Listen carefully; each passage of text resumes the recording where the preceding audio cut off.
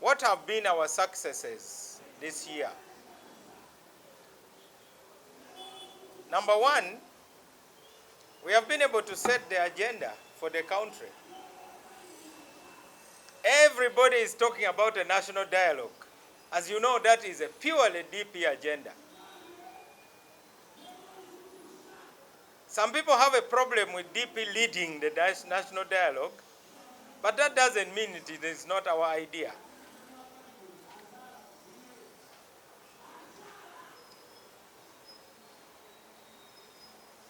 So we have set that agenda firmly. Secondly, constitutional reforms.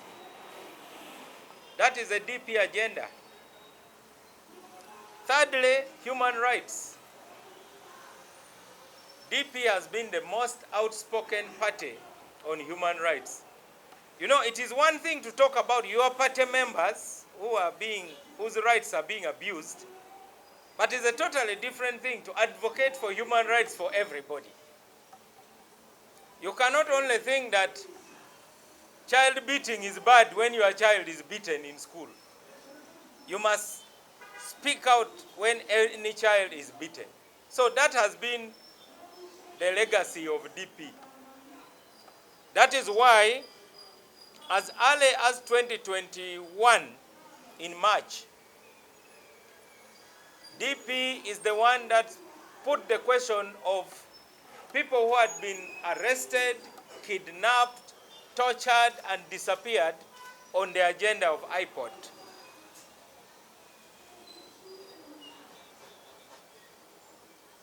Close to 70 people who were in jail were released. Of course, we were not thanked. Instead, we were insulted. But we don't mind, because for us, we do things because we believe they are right.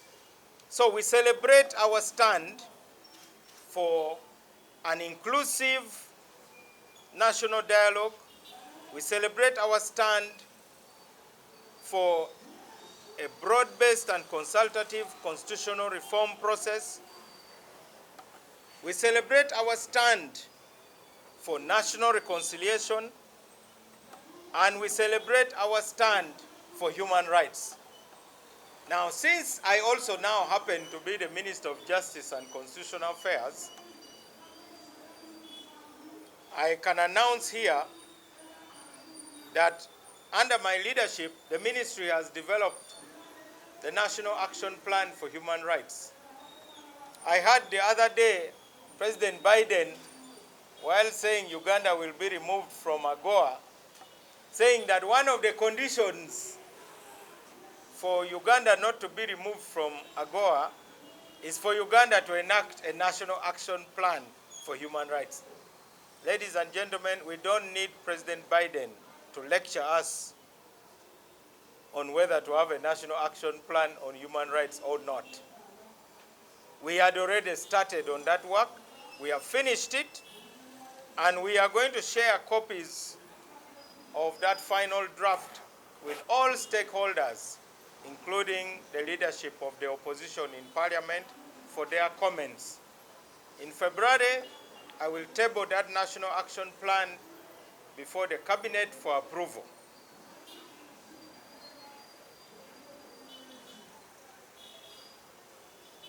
Access to justice. Since I also happen to be the Minister of Justice and Constitutional Affairs,